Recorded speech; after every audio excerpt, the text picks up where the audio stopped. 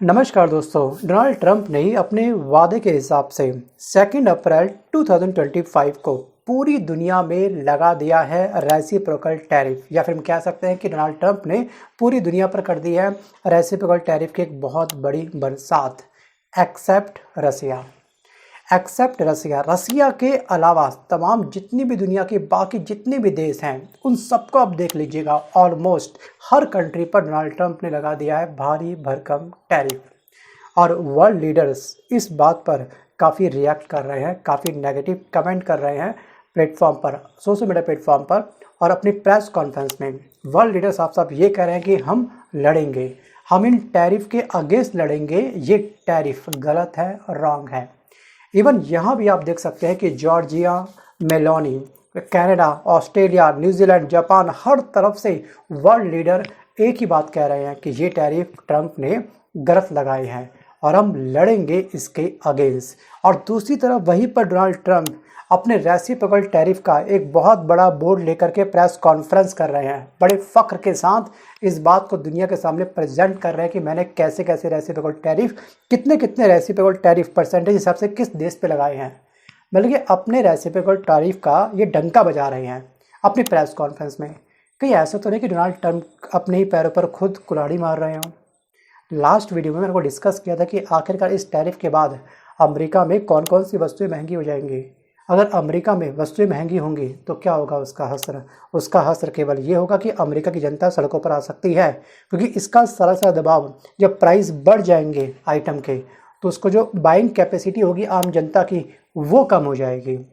और ख़ास तौर पे अगर किसी व्यक्ति को मेडिसिन की आवश्यकता है, दवाई की आवश्यकता है, क्योंकि हमारे यहाँ से मैक्सिमम मेडिसिन अमेरिका को जाती है, क्योंकि वहाँ की जो फार्मा कंपनी मैन्युफैक्चरिंग करती है मेडिसिन की, उसकी कॉस्ट बहुत हाई पड़ जाती है। तो वहाँ की आम जनता वो दवाई परचेज़ ना करके हमारी जो जेनरिक दवाई होती है जो कम दाम पे हम लोग अमेरिका को भेजते हैं वो बाय करते हैं वो लोग। शायद डोनाल्ड ट्रंप एहसानों को भूल चुके हैं हमारे भी, और हमारे ऊपर भी इन्होंने मर दिया है एक भारी भरकम टैक्स। या फिर भारत पर यूनाइटेड स्टेट ऑफ अमेरिका ने 26% का मैसिव टैरिफ लगा दिया है। आप कल्पना करके देखिए एक बार। और रूस पर क्यों नहीं लगाया टैरिफ?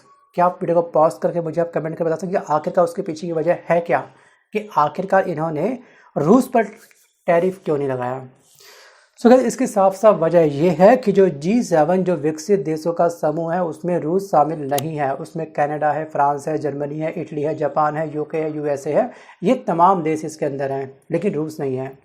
तो ये किसी भी हालत में रूस को इन विकसित देशों के अंदर लाना चाहते हैं। इससे क्या बेनिफिट होगा ट्रंप को? तो ट्रंप अपने इस एक्शन से एक बहुत बड़ा ट्रम्प कार्ड खेल रहे हैं अगेंस्ट चाइना, क्योंकि चाइना और अमेरिका के बीच में एक बहुत लंबे समय से एक शीत युद्ध चल रहा है।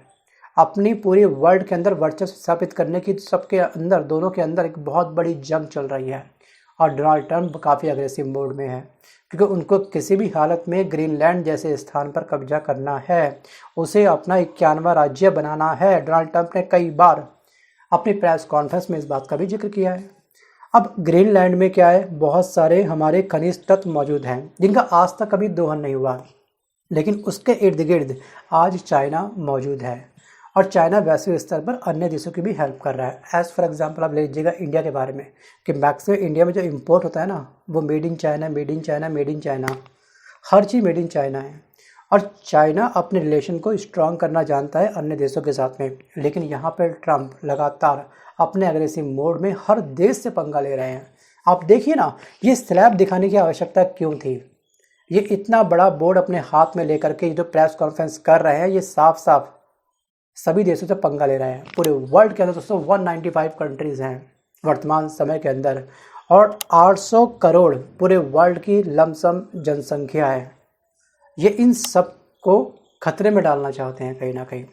वैसे वीडियो में आगे बढ़ने से पहले आपको थोड़ा सा अगर टैरिफ का इतिहास जानना है तो आपको टैरिफ के बारे में पता होना चाहिए कि टैरिफ का ओरिजिन साल 2000 साल पहले हुआ था, जब रोमन साम्राज्य अपने चरम पर था। भूमध्य सागर से बाहर के बंदरगाहों से आने वाले व्यापारिक जहाज़ों को अपने साथ लाए जाने वाली प्रत्येक वस्तु पर एक फिक्स टैरिफ चुकाना पड़ता था।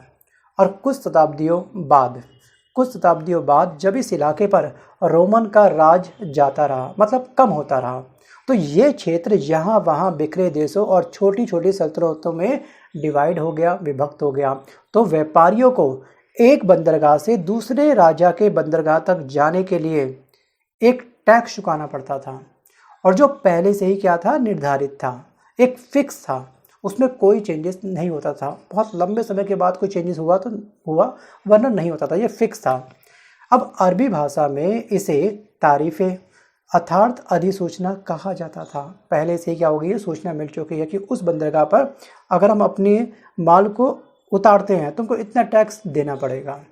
वहीं पर स्पेनिश भाषा में इसको टैरिफा, इतावली में इसको टर्रीफा, और आगे चल कर के अंग्रेजी में इसका नाम पड़ गया टैरिफ। और आज अमेरिकी राष्ट्रपति डोनाल्ड ट्रंप ने टैरिफ के साथ में एक वर्ड और ऐड कर दिया, this is called reciprocal tariff. मतलब कि रेसिप्रोकल टैरिफ का इजाद किसने किया, तो ये किया है डोनाल्ड ट्रंप ने। मतलब कि ये शब्द पिछले 4 दशकों से चली आ रही वर्ल्ड व्यवस्था में खलल डालने पर तुले हुए हैं डोनाल्ड ट्रंप वर्तमान समय में। और कुछ ही दिनों में ट्रंप की जवाबी टैरिफ नीति हर देश को प्रभावित करने वाली है। शेयर मार्केट में अगेन बोलूँगा धड़ाम होने वाली है आज, एक्चुअली हो भी गई होगी जब तक मैं ये वीडियो पब्लिश करूँगा आपके साथ। अमेरिका में इम्पोर्ट शुल्क दर, अमेरिका में इम्पोर्ट शुल्क दर अब ठीक उतनी ही होगी जो माल भेजने वाले देश अमेरिकी वस्तुओं के इम्पोर्ट पर लगाएगा। हमारे ऊपर टैक्स लगाया है अमेरिका ने 26%, और डोनाल्ड ट्रंप ने ये टैरिफ हमारे ऊपर नहीं बल्कि अप्रत्यक्ष रूप से अपनी देश की जनता के ऊपर लगा दिया है। और इस देश के अंदर बहुत सारी वस्तुएं अब महंगी होने वाली है। कहीं ऐसा ना कि आने वाले समय में अमेरिका की जनता ही ट्रंप के अगेंस्ट आकर के खड़ी हो जाए, ये भी संकेत आने वाले समय में बन सकते हैं। अब दोस्तों यहाँ पर जो भारत है हमारा, हम पर भी इसका असर होगा, थोड़ा बहुत तो पक्का होगा। और साल 2023 और 24 में अगर हम बात करें तो अमेरिका को हमारा निर्यात 78 बिलियन डॉलर रहा था, और इस वित्त वर्ष की पहली छमाही में ये 60 बिलियन डॉलर को पार हो गया है। मतलब कि इनमें से सबसे ज़्यादा हिस्सा था मेडिसिन का, मतलब कि दवाइयों का। हमारे यहाँ से बहुत बड़ी मात्रा में जेनेरिक मेडिसिन जो हम लोग सस्ते दाम पर, जो खुद को भी बेचते हैं हमारा भारत, और बाकी अन्य देशों को भी उसी रेट पर हम एक्सपोर्ट करते हैं। और अमेरिका का बहुत बड़ा हेल्थ डिपार्टमेंट हमने संभाल रखा है, क्योंकि वहाँ की जो लोकल फार्मा होती है उनकी मैन्युफैक्चरिंग कॉस्ट बहुत अधिक होती है। तो जो वहाँ पे जो फार्मा कंपनी उस मेडिसिन को बना रही है उसका रेट हाई होने की वजह से वहाँ की आम जनता उस दवाई को परचेस ना करके हमारे भारत की जेनेरिक दवाई को बाय करती है। अगर कल्पना करके देखिएगा कि अगर हमने 1 महीने के लिए सप्लाई रोक दी तो कितना बुरा हाल होगा वहाँ की जनता का। शायद हमारे एहसानों को डोनाल्ड ट्रंप अभी भूल चुके हैं। चलिए कोई बात नहीं, सुबह का भूला शाम को अगर घर आता है तो उसे भूला नहीं बोलते हैं। शायद आने वाले समय में हमारा ये ट्रंप जी भूला वापस आ जाए। अब इसके बाद सबसे बड़ा अंश था हमारा टेलीकॉम उत्पादों का, जैसे कि भारत में पुर्जे जोड़ करके बनाए आईफोन और अन्य इलेक्ट्रॉनिक और इलेक्ट्रिकल गैजेट एवं मशीनें इत्यादि आती हैं यहाँ पर। हालांकि इन अमेरिकी उपभोक्ताओं को बहुत अधिक कारें हम नहीं बेचते हैं, लेकिन ऑटो पार्ट्स हम खूब निर्यात करते हैं। इनफैक्ट जो मैक्सिको है, कनाडा है, वहाँ से भी अमेरिका कलपुर्जे, कारों के कलपुर्जे बाय करता है। अब यहाँ पर कार से संबंधित डोनाल्ड ट्रंप ने कारों पर 25% का टैरिफ लगा दिया है। जो कार 1 लाख की मिलती थी अब वही वहाँ की आम जनता को 1,25,000 में वो कार बाय करनी पड़ेगी। मैंने एक रफली एस्टिमेट दिया है, ये कार का प्राइस 50 लाख, 80 लाख, 1 करोड़ भी हो सकता है। मतलब कि 25% उसको टैक्स उस पर पे करना पड़ेगा। पता नहीं ट्रंप के माइंड में चल के आ रहा है। और अमेरिकी बाज़ार हमारे सकल ऑटोमोबाइल निर्यात का 27% हिस्सा है। हम अन्य देशों को भी अपने ऑटो पार्ट्स निर्यात करते हैं, केवल हम अमेरिका के ऊपर डिपेंड नहीं है। और ये सोच रहा है कि अमेरिका के ऊपर सारे देश डिपेंड, तो ऐसा है नहीं। यूरोपीय संघ 27 देश इसमें शामिल हैं, जिसमें से 19 देशों की अपनी आधिकारिक मुद्रा यूरो होती है, वो अपनी करेंसी में व्यापार करते हैं।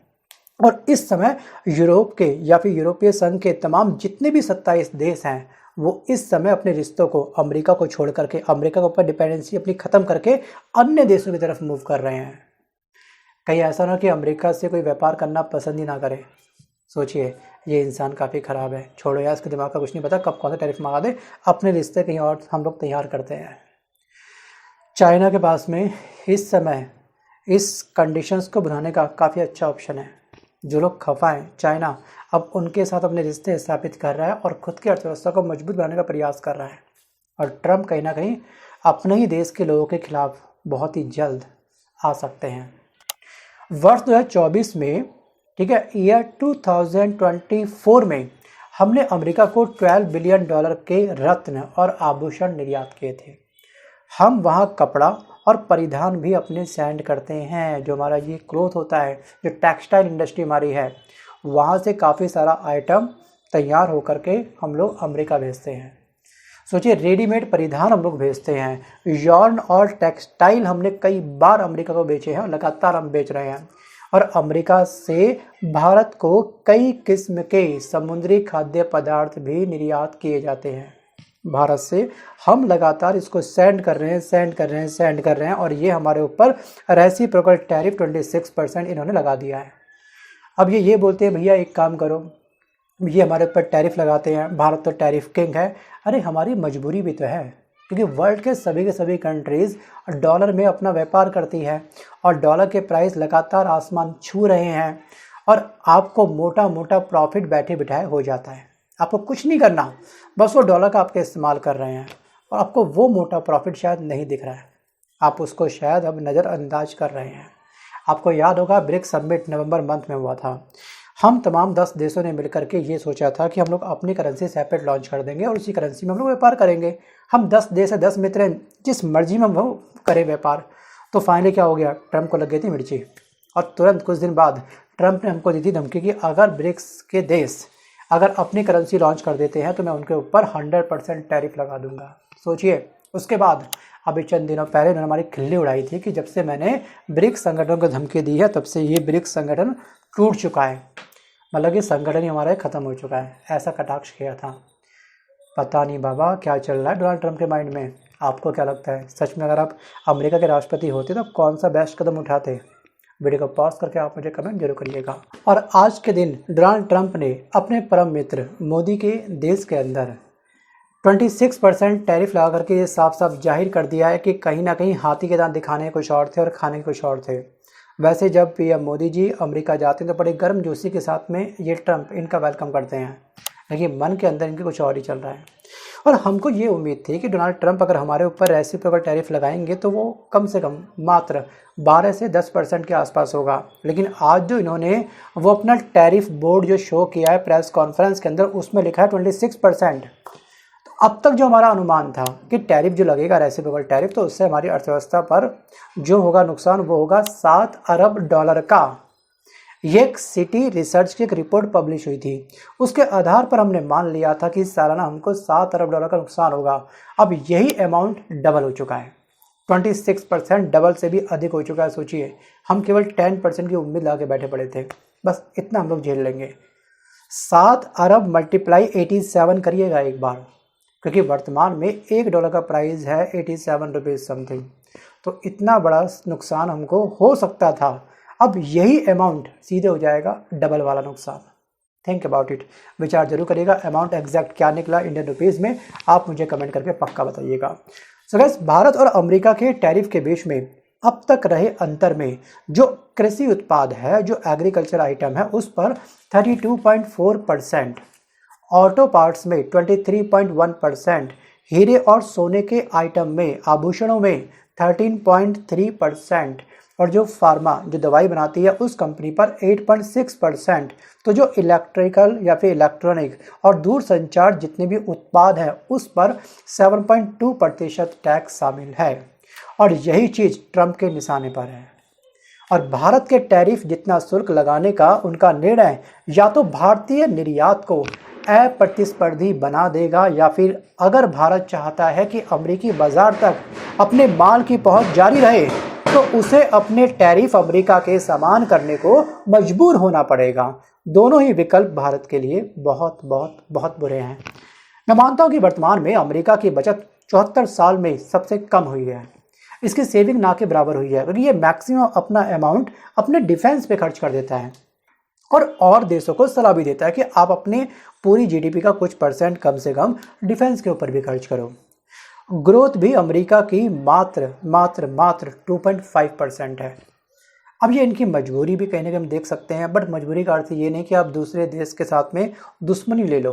मेक अमेरिका ग्रेट अगेन जो आपने आंदोलन चलाया अपने देश के अंदर, इसको साकार रूप देने के चक्कर में कि ऐसा ना हो कि आपके खिलाफ ही आपके देश के अंदर एक बहुत बड़ा आंदोलन छिड़ जाए, आपका जनमानस सड़क पर उतर आए आपके अगेंस्ट, आपकी सरकार के खिलाफ। अब यहाँ पे एक बात और, क्या ट्रंप सच में तीसरा कार्यकाल हासिल कर सकते हैं? पॉज करिए वीडियो को। अगर आपकी राजनीति में काफ़ी अच्छी रुचि है तो ट्रंप ने इसको लेकर के अपना एक नया ट्रम्प कार्ड रच दिया है। उसकी घोषणा इन्होंने प्रेस कॉन्फ्रेंस में कर दिया है। ट्रंप ने, आपको याद होगा, एक ही दिन दो देशों को धमकी दी थी। एक देश था रूस, जिसको साफ साफ ये कहा था कि यूक्रेन से समझौता में बाधा डाली तो रूसी तेल पर सेकेंडरी टैरिफ में अप्लाई कर दूंगा, आपके ऊपर थोप दूंगा। और दूसरी धमकी दी थी इन्होंने ईरान को, मतलब कि अगर उसने न्यूक्लियर समझौता नहीं किया तो मैं आपके ऊपर बॉम्बार्डिंग कर दूंगा।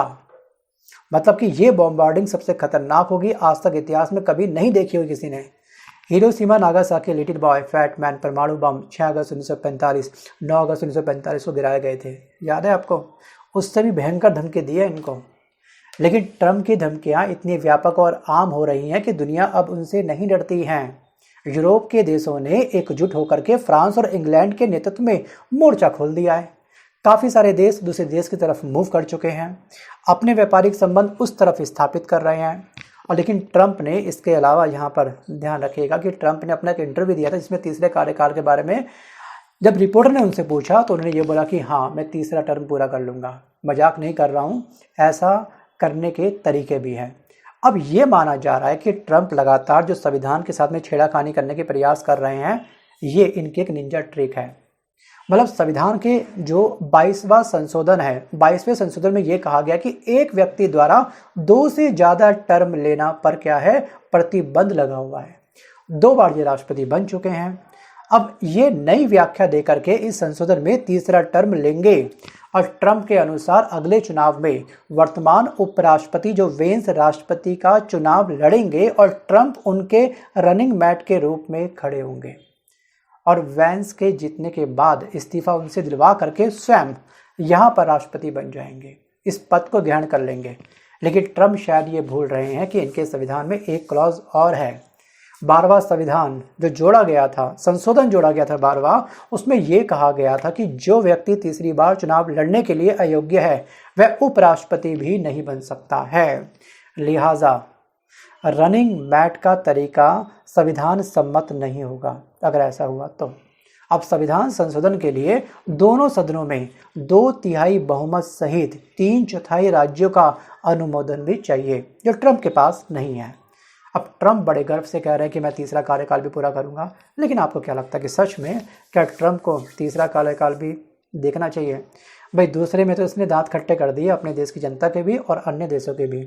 20 जनवरी 2025 को इन्होंने राष्ट्रपति पद की शपथ ली थी और आते ही दाबड़दौड़ इन्होंने फैसले लिए, कभी कुछ तो कभी कुछ। सो गाइस, आज के इस वीडियो में बस कर इतना ही। और आपको क्या लगता है कि सच में पूरे वर्ल्ड के अंदर आर्थिक मंदी आने वाली है, या फिर बस केवल कुछ दिन का ये चोचलेबाजी है, बाद में सब कुछ ठप हो जाएगा? ट्रंप अपने कदमों को पीछे कर लेंगे, जो आज इतने गर्व से अपना ये टैरिफ कार्ड दिखा रहे हैं उसको फाड़ के धराशायी कर देंगे। आपको क्या लगता है? सो गाइस, आज के इस वीडियो में बस के इतना ही। मिलता हूँ जल्द एक नए वीडियो के साथ, तब तक के लिए धन्यवाद।